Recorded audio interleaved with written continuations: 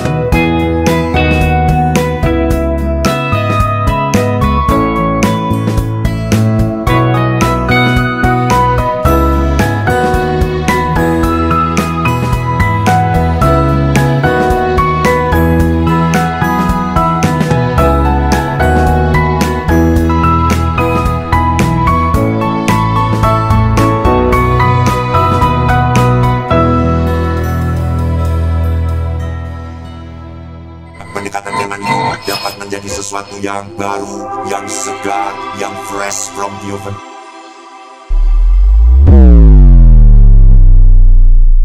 Soul Seeker, ketika aku duduk di jemaat gereja, kadang di antara kami belum paham betul atau durung mudeng tentang kelahiran baru, hidup baru, ataupun manusia baru yang diketahuinya dikaitkan dengan pertobatan seseorang. Yang jadi pertanyaannya, batas identitas apa tentang sebuah pertobatan itu? Aku mencoba memberikan pendekatan bagi kita saat ini tentang pengertian manusia baru atau ciptaan yang baru dari 2 Korintus 5 ayat 17. Jadi siapa yang ada di dalam Kristus, ia adalah ciptaan baru, yang lama sudah berlalu, sesungguhnya yang baru sudah datang. Ciptaan baru dalam Alkitab merupakan manusia yang telah dimerdekakan dari dosa, di mana orang-orang percaya kepada Kristus memiliki kedudukan baru, yaitu dari kebinasaan dipindahkan kepada hidup yang kekal, dan manusia terus diperbarui serta dipersatukan dengan Kristus. Ada sebuah perubahan karakter, sifat, dan hidup, yaitu hidup di dalam kebenaran dan kekudusan, sehingga memiliki keintiman kontemplatif dan aplikatif di dalam Yesus. Soul Seeker mengalami pencerahan spiritual yang dikerjakan oleh Roh Kudus, dan berbicara tentang pencerahan spiritualitas berarti ada nilai-nilai rohani yang muncul di permukaan hidupnya dan di kedalaman hidupnya. Di permukaan artinya di sisi luar hidupnya penuh dengan kesopanan, kekudusan, ketulusan, dan kebaikan yang dilihat orang di dalam permukaan luarnya. Sedangkan di kedalaman ada sebuah kebenaran dan kekudusan. Banyak orang menjadi kecewa melihat orang yang seprono seprene yang sudah malang melintang jadi orang Kristen, tetapi ternyata tidak ada nilai-nilai rohani. Tetap sombong, tetap angkuh, tidak mau dengar nasihat, tidak mau belajar akan kebenaran firman Tuhan. Intinya tidak ada kerendahan hati. Jika kamu sudah ada di dalam ciptaan baru dalam Kristus, maka akan ada persamaan karakter dengan orang-orang yang lahir baru, sehingga akan ada sikap yang sama seperti belas kasihan, kemurahan, kerendahan hati, kelemah lembutan, kesabaran, mengampuni, penuh kasih, dan damai sejahtera, dan memperkatakan perkataan firman Tuhan serta bersyukur. Ini ada kesamaannya dengan orang-orang yang lahir baru.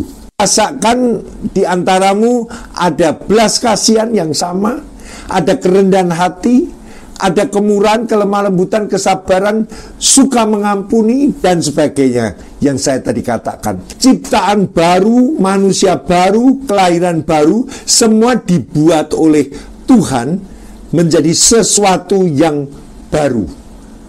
Saudara, aku senang yang baru.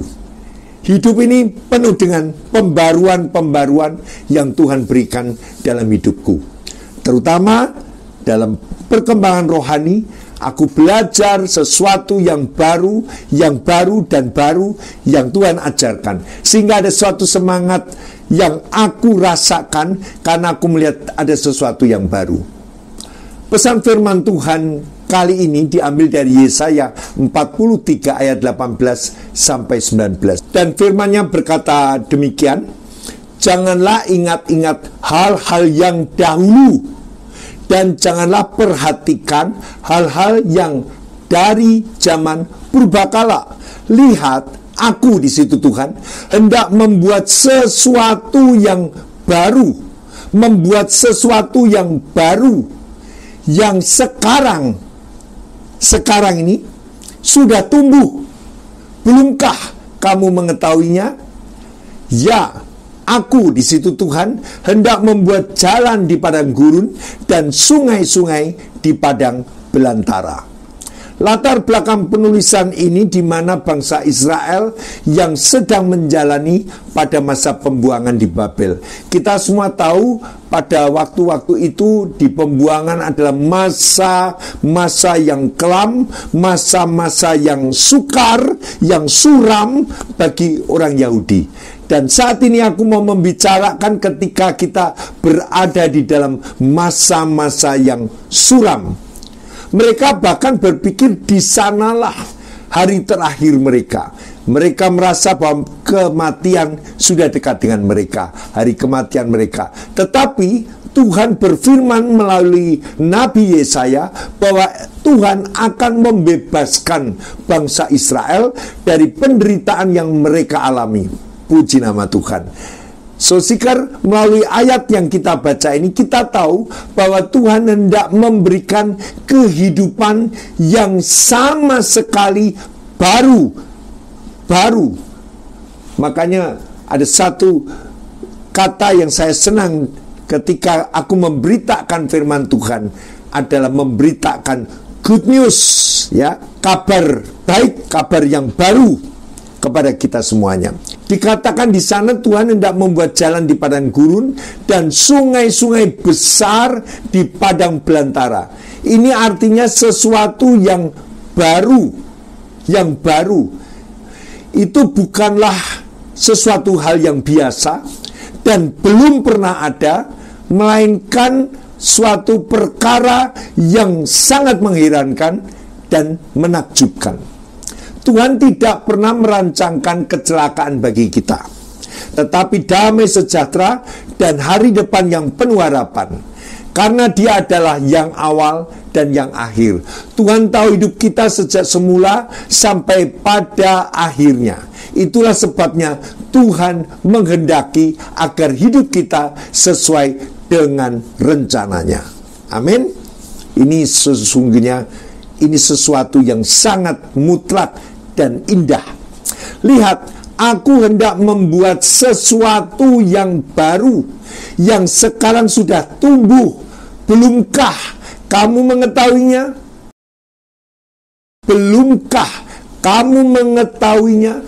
Kita sering berucap apa yang tidak pernah dilihat oleh mata, yang tidak pernah didengar oleh telinga kita, dan yang tidak pernah timbul dalam hati manusia. Semua itu disediakan Allah untuk mereka yang mengasihi Dia. Dari 1 Korintus 2 ayat 9. Ayat ini bukan merupakan ayat freeze yang beku, dan bukan ayat yang terjadi secara suddenly, secara tiba-tiba, melainkan ayat ini berbicara tentang sesuatu yang dikerjakan Allah di dalam hidup kita. Jadi Allah mengerjakan sesuatu dalam hidup kita, bukan sesuatu yang beku, yang kita tidak tahu, bukan sesuatu yang tiba-tiba, secara suddenly, tiba-tiba saja ada, tetapi merupakan sesuatu pekerjaan yang dapat kita rasakan dalam hidup kita. Bicara jangkauan akal yang tidak mampu akan apa yang disediakan Allah untuk mereka yang mengasihi Tuhan. Dikatakan di sana, Yesaya 43 ayat 19, belumkah kamu mengetahuinya? Ini suatu pertanyaan yang dari Tuhan untuk kita, agar kita sadar apakah benar kita tidak mengetahui pekerjaan Tuhan yang sementara Tuhan tunjukkan kepada kita. Kemudian Tuhan melanjutkan dengan berkata bahwa sesuatu yang baru itu sudah dimulai. Amin. Belumkah kamu mengetahuinya? Kata mengetahui dalam bahasa Ibrani dikatakan yada, yang berarti tahu, karena memiliki hubungan pengenalan secara pribadi dengan Tuhan. Bagi kamu yang intim dengan Tuhan, yang hubungannya baik dengan Tuhan, dia akan tahu, kamu akan tahu apa yang terjadi yang sementara dikerjakan Tuhan. Hal ini bisa menjadi perdebatan orang jika aku mengatakan aku tahu dengan mata rohaniku bahwa Tuhan sedang merancang kehidupanku yang baik, yang sempurna, yang Tuhan sedang rancang. Dan hal ini aku tahu karena aku melihat penggenapan Tuhan. Belumkah kamu mengetahuinya? Hal ini berarti masuk di dalam apa yang Tuhan sedang kerjakan. Amin. Kita tahu tidak ini? Hal-hal seperti ini tahu tidak apa yang Tuhan kerjakan dalam hidup kita?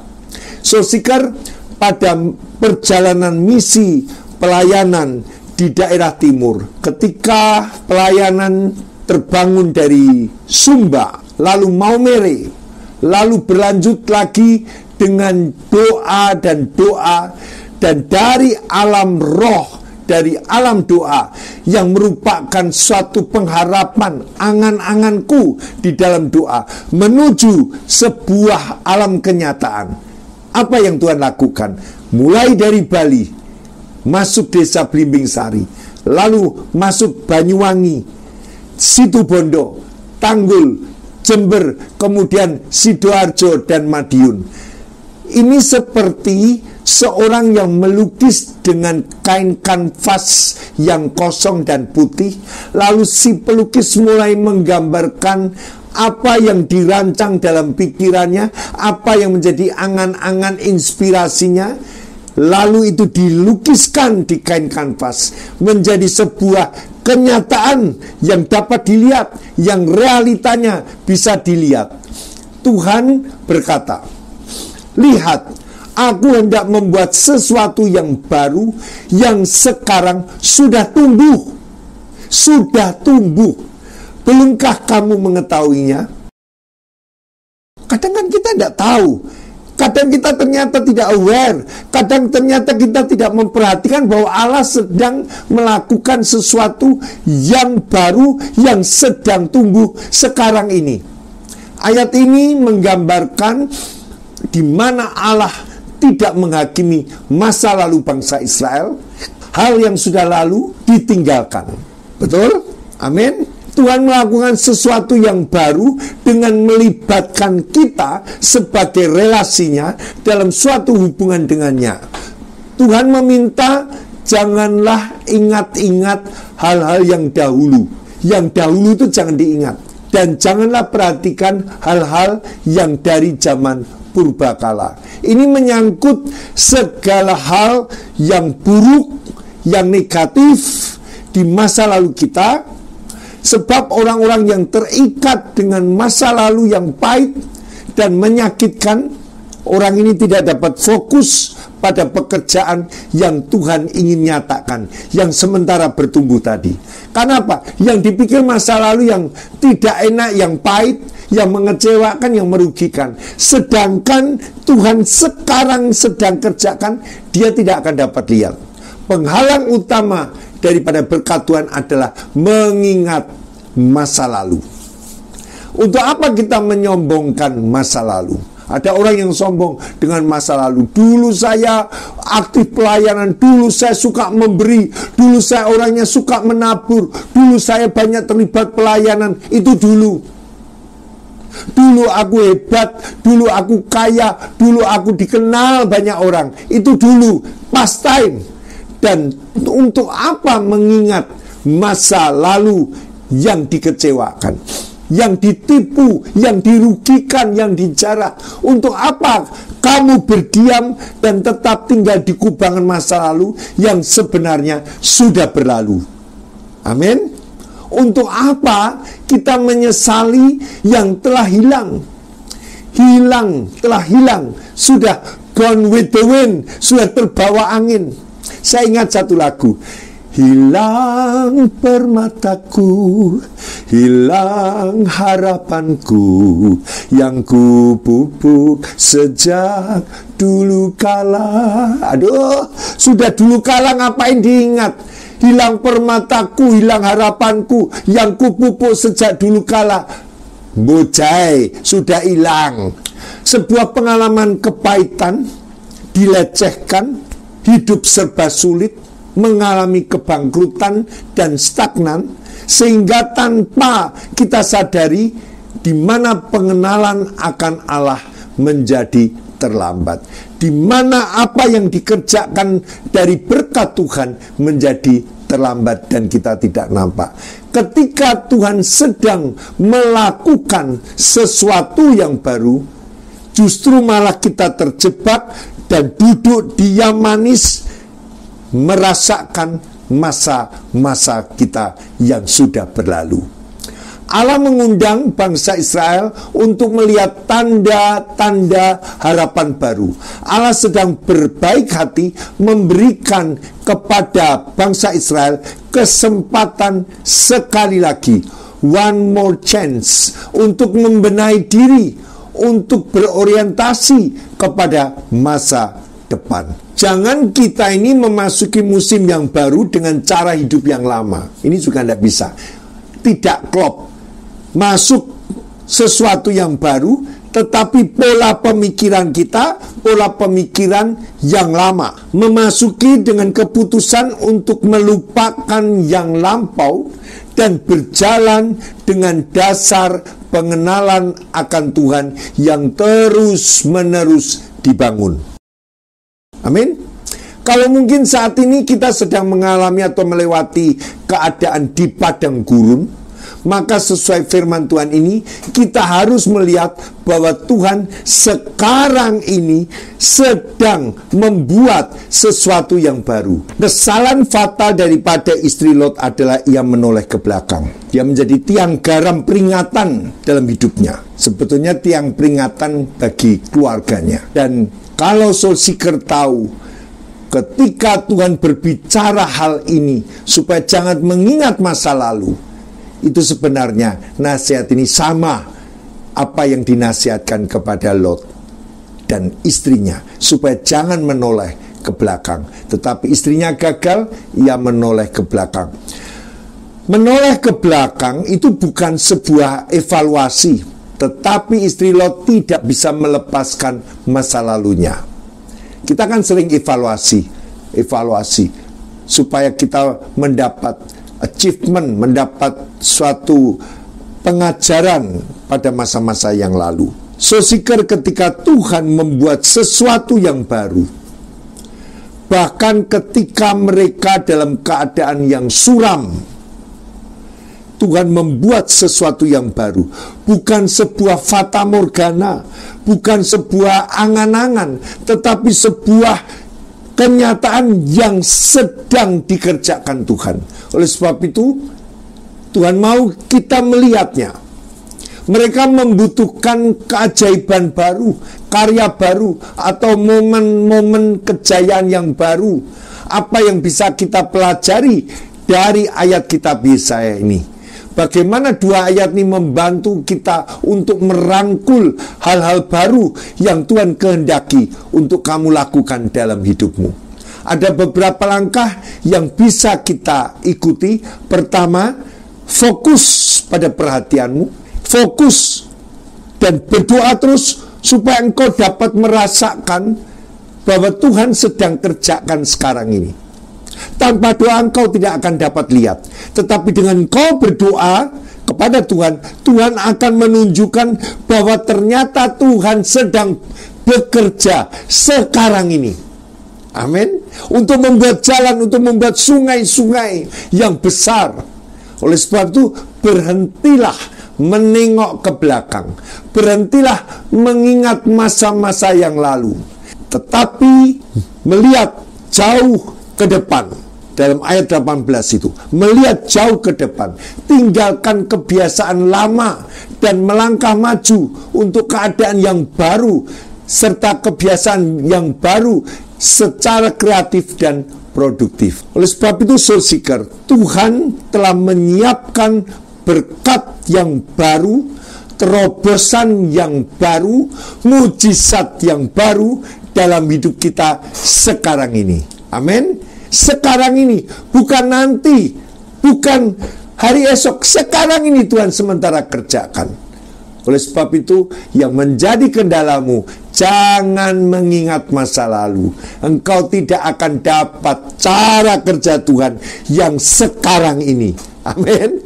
Ini yang menjadi suatu kebanggaan, suatu sukacita, bahwa ketika aku menginginkan sesuatu yang baru, ternyata Tuhan memberikan sesuatu yang baru dan sekarang sedang dikerjakan oleh Tuhan.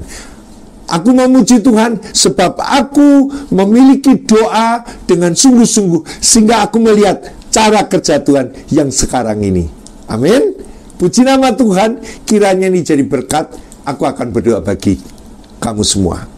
Tuhan Yesus berkati setiap orang yang ada di channel Think of Soul channel YouTube ini. Tuhan berkati supaya mereka dapat melupakan masa lalu, hal-hal yang berat, hal-hal yang merugikan, hal-hal yang menjadi kecewa. Tetapi biarlah kami semuanya melihat akan masa yang baru yang Tuhan sedang kerjakan. Ajarkan kami untuk mendoakan, mengawal dengan doa, untuk melihat bagaimana Tuhan sementara kerjakan yang sekarang ini. Terima kasih Tuhan Yesus. Biar berkat Tuhan turun di atas semua orang yang mendengar, dan mereka dapat mengerti sesuatu yang baru itu. Di dalam nama Tuhan Yesus kami berdoa. Amin. Amin. Haleluya. Sesuatu yang baru, bisnis yang baru, sesuatu harapan yang baru, sesuatu yang akan diberikan Tuhan yang baru, pelayanan yang baru. Oleh sebab itu, jangan ingat masa lalu. Hilang permataku, alalalala, hilang harapanku yang ku pupuk sejak dulu kala. Aduh, sudahlah, itu sudah, lupakan saja. Sekarang lihat yang ke depan, lihat yang sekarang ini yang Tuhan sedang kerjakan. Pertanyaanku, kamu lihat atau tidak? Kalau kamu tidak lihat, mari berdoa supaya kamu lihat apa yang Tuhan sedang kerjakan dalam hidupmu. Tuhan memberkati. Have a new shalom alaikum. Puji nama Tuhan. Sampai jumpa.